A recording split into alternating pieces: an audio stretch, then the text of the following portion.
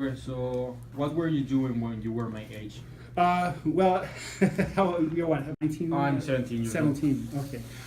When I was 17, I was actually still in high school, finishing my senior year of high school and getting ready for college. Did you ever feel lost, or were you scared of the future? Uh, I don't know if I ever felt totally lost, but was I ever scared of the future?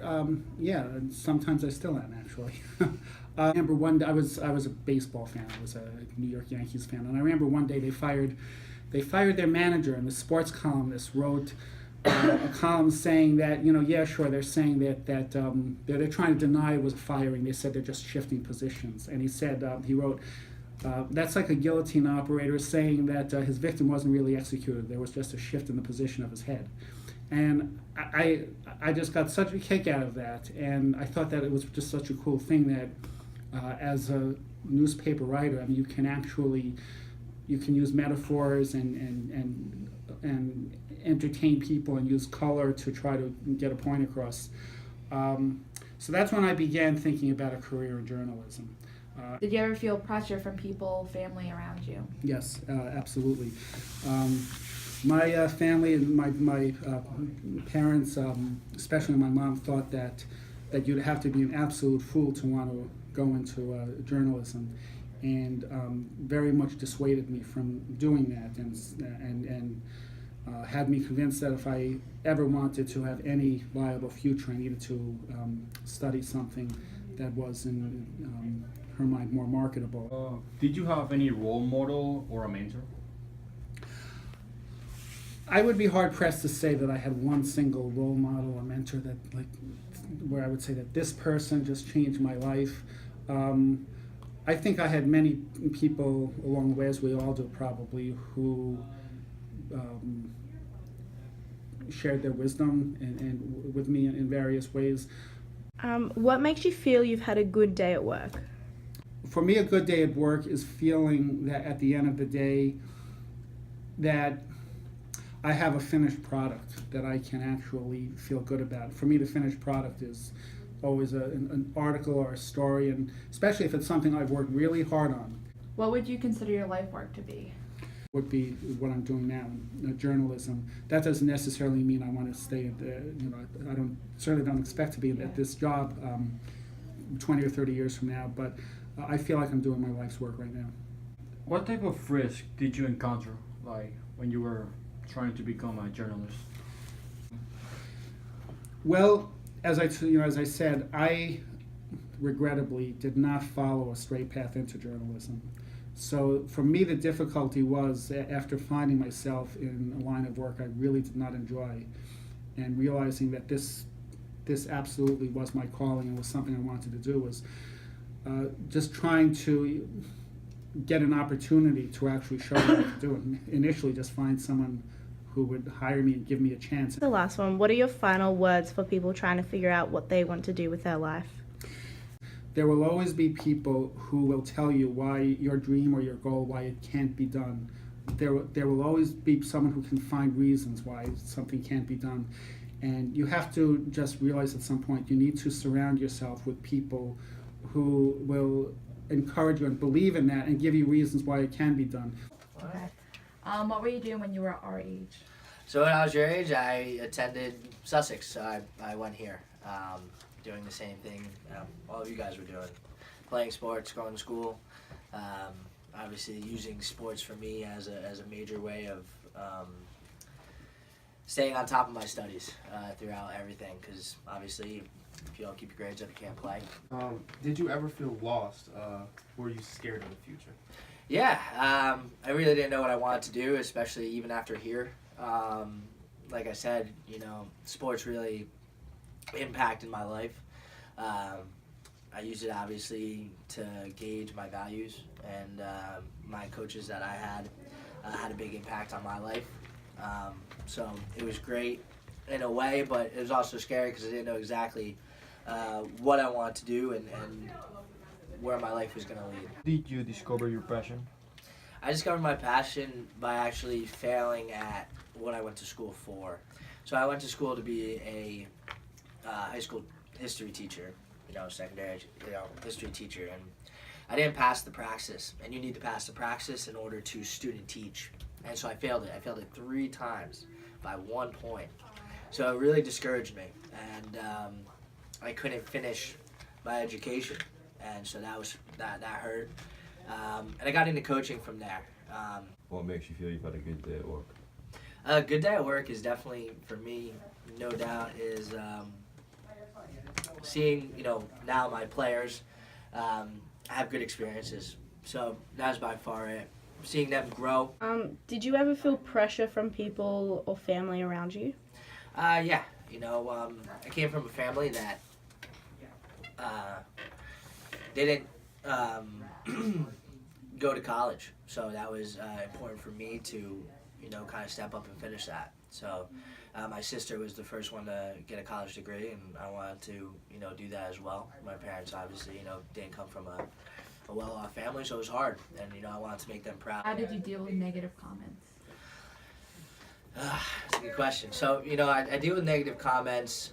They always happen, no matter what, in every aspect of life. I deal with that by really just focusing myself on the positive of what other people say. So I think a lot of times too, negativity can come from ignorance. So I don't let it bother me. Did you have a role model or a mentor, or what type of risk did you encounter? A role model? Yeah. My dad's definitely my role model. He's just a hardworking individual. Like I said, didn't graduate college, but provided for us as a family, and just I can't explain how hardworking he is. That really makes me want to be a hard worker and not give up and not quit on anything. Because at the end of the day, I don't want to let him down. How did you build your life around something you believe in while still paying the bills? When you really are passionate about something, you make it work, period. If you want to coach or play at a specific place, you make it happen. So for me, I worked jobs I didn't want to do because at the end of the day, I knew I wanted to coach here. Worked in a mason yard for a long time just to be able to coach here and pay my bills, because this is who I am. It's not what I do. What are your final words for people trying to figure out what they want to do with their life? So I think too many people have a plan B. And I think if you have a plan B, it's too easy to not really go after what you want, A plan B for me is an excuse not to succeed, right? You're already, to me, making excuses for not wanting to achieve your goal or whatever you want to do. So I think once you find like what you're passionate about, what you want to do, just keep going after it. I've never seen anybody. I thought it was always I like got that. Oh, great. Yeah. What were you doing when you were my age? When I was your age, I went to CCM. I went there to play lacrosse. So at this time, I was finishing up my first semester. At that time, I was studying exercise science. So I wanted to be a gym teacher at the time. Were you ever lost, and did you feel Are you scared of popular? the future? I definitely felt lost.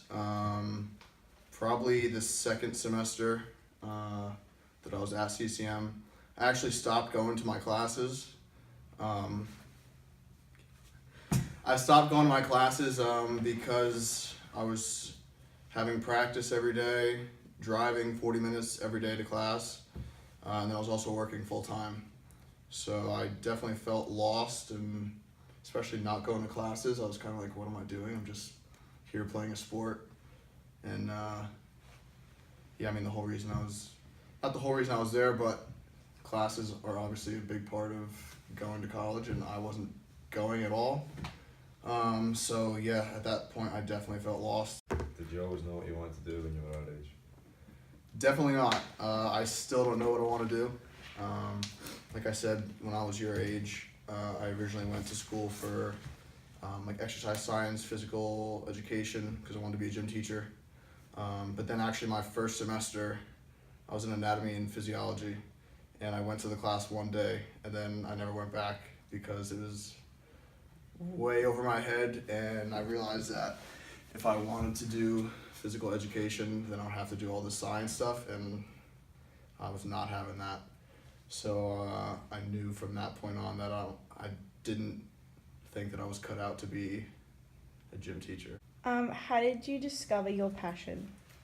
I think I discovered my passion a few times. It started my second semester at CCM when I was playing lacrosse. My coach was god awful. He's the reason I stopped playing. So I think from there it kind of made me realize that I didn't want other people to go through the same thing that I went through. For someone to be so terrible that they made you stop playing a sport that you've loved for almost your whole life. So I think I realized that was my passion, is to try and do everything I could to make other people not go through what I went through. Did you ever feel pressure from people or family around you? I definitely did, because I jumped around from schools so often. A lot of my friends and even my family was kind of questioning what I was doing. But I just never lost sight of what I wanted for myself in the future. I didn't want to settle for anything that I wasn't happy with. What would you consider your life work to be? Life work right now is doing everything I can to help you guys, all the soccer players, even all the student athletes here at Sussex, have a good time and enjoy their time here. I enjoyed my time here so much, it's crazy. I love being back. So I would say that is, what I'm here to do right now. What makes you feel that you've had a good day at work? I get in the car after practice and I'm not ripping my hair out. Or if I stay after practice for a while talking to the kids, I know that's when I had a good day. How did you end up back at Sussex? So I guess it was sometime late in the spring, this past spring. I was at Applebee's and I get a text message and it's Augie. And he's like, hey, are you gonna be around? Like, what are your plans for the summer and the fall? And I was like, yeah, like I'll sort of be around. Because at first I had an internship, so I wasn't sure how that was gonna go. And then we started talking more, and he told me about the possibility of there being an opening on the coaching staff. So I was obviously interested because, like I said, I loved every minute that I was here when I was playing. And I would love to come back and work with the coaches that I played for. What makes for a discouraging day at work? I would say it really depends on how practice goes, or a game goes. Discouraging day, it really kind of is based on the morale of the teams, both men's and women's teams that day. If they're having fun, then I'm having fun. If they're discouraged and bickering at each other, then it's kind of like, oh man, like this isn't the best day. But regardless, we get through it. What are your final words for people trying to figure out what they want to do with their life? Don't settle for anything. Like I said, I transferred schools 3 times, 4 colleges. I didn't want to settle and just be miserable for a couple years to get a degree. I wanted to end up where I enjoyed myself and where I gave myself the best opportunity to find what I wanted to do for the rest of my life. So my advice would just be definitely don't settle for anything. If you don't know what you want to do, then don't just pick something. Just keep going with your life and you'll eventually find out what you want to do. Thank you.